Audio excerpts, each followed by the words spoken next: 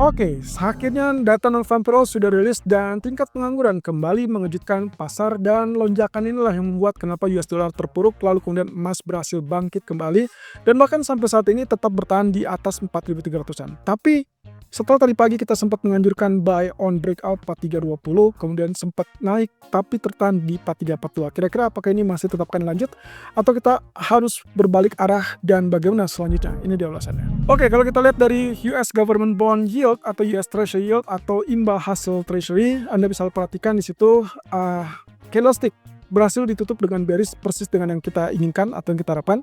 Jadi dasarnya adalah kalau misalkan lihat seperti ini, harusnya kita masih tetap optimis dengan kemungkinan proyeksi turun ya.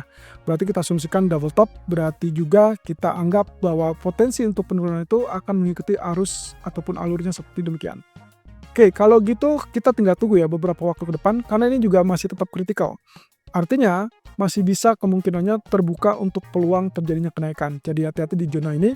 Walaupun dengan demikian kita bisa saja mengandalkan bahwa sideway ataupun ya ranging area di situ sebelum akhirnya dia dilanjutkan dengan tekanan turun. Dan akhirnya akan berhadapan dengan neckline.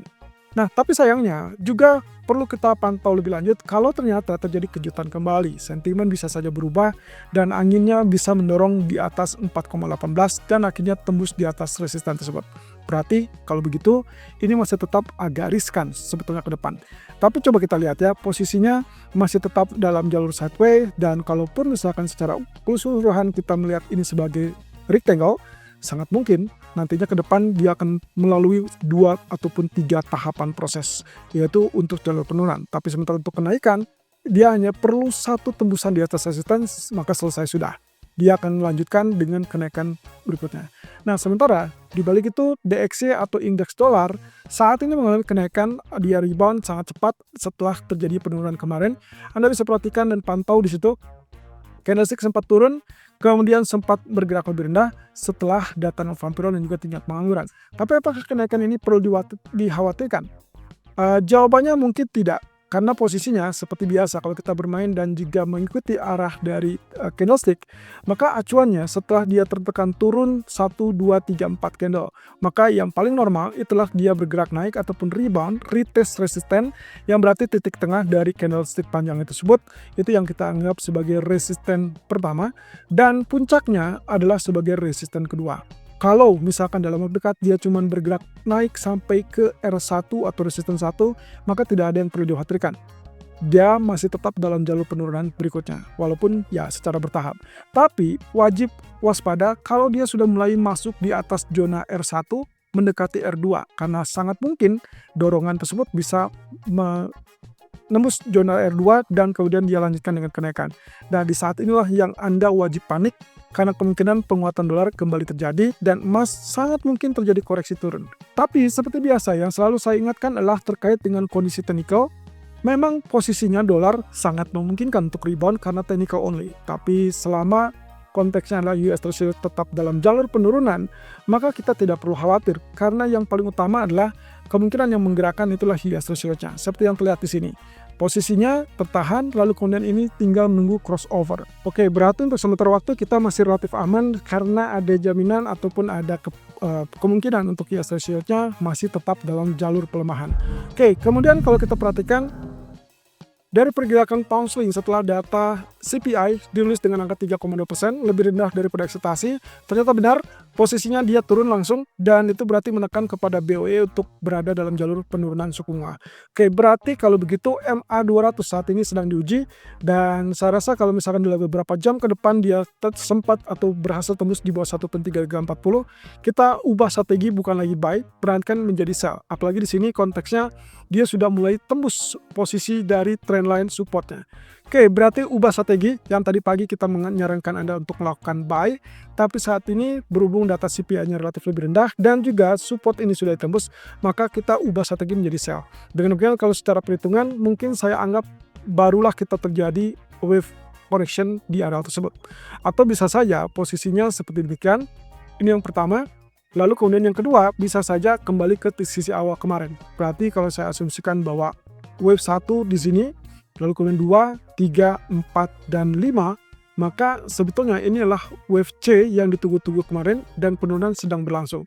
So yes, definitely sell untuk consoling dengan target potensial 1.3280, tapi hati-hati kalau misalkan dia berbalik lagi di atas 1.3380, Anda segera exit ataupun biarkan stop lossnya tersentuh.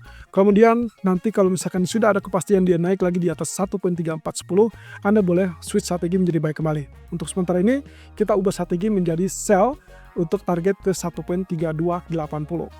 Kemudian kalau kita perhatikan dari crude oil, posisinya adalah berbalik naik.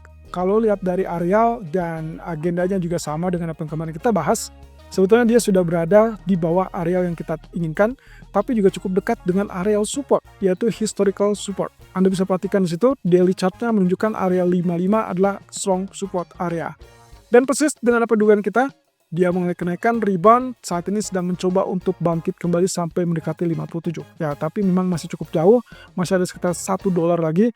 Tapi masih oke untuk kita lakukan buy, as long dia masih bisa bertahan di atas level 5500. Jadi aturan mainnya kita menganggap bahwa resisten pertama ini sangat mudah ditembus, tapi ya abaikan kemungkinan yang terjadi adalah swing low terbatas. Lalu kemudian dia akan naik sampai ke zona biru, dan di zona biru inilah Anda wajib waspada, karena bisa saja posisinya adalah berbalik turun atau dia lanjutkan kenaikan. Selama geopolitiknya masih tidak menentu atau bahkan memanas kepada Venezuela, maka kemungkinan yang akan kita lihat adalah kenaikan sampai zona 5690 ataupun 5700 sangat memungkinkan. So, buy untuk saat ini kita lebih utamakan.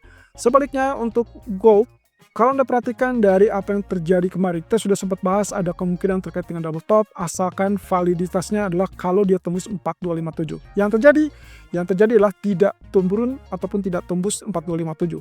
Penurunan tertahan di 4270-an.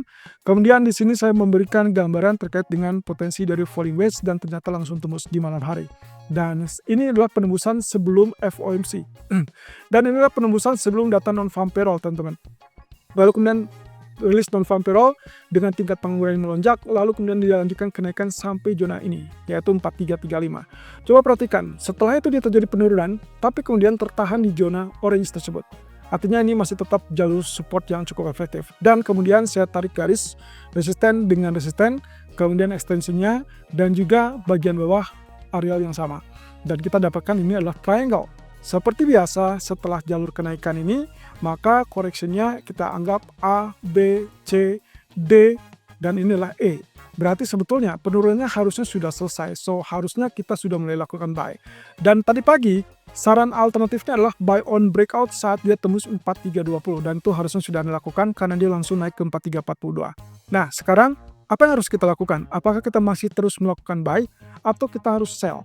Oke, secara singkat, kalau kita perhatikan dari alur yang terjadi, maka ini adalah higher high, sementara kita lihat di sini adalah relatif flat atau sedikit lebih rendah.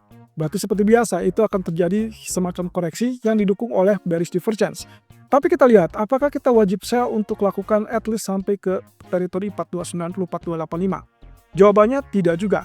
Anda bisa saja mengasumsikan adalah 4301 ataupun bahkan 4315 sebagai support terdekat, kemudian dia nanti akan melanjutkan kenaikan tersebut. Karena ingat, di sisi sini, ini tidak terlihat sebagai posisi lower high, melainkan dia lebih flat dan cenderung hampir sama. Jadi kita bisa anggap bahwa penurunan ataupun koreksinya akan relatif terbatas. Tapi yes, definitely kalau kita perhatikan di sini, asumsi saya adalah dia sudah berada dalam jalur kenaikan, lalu kemudian nantinya akan diharapkan tembus di atas zona 4350-an. Nah, sebaliknya Anda bisa sell kalau seandainya nanti terjadi penurunan di bawah zona 4270-an atau 4280.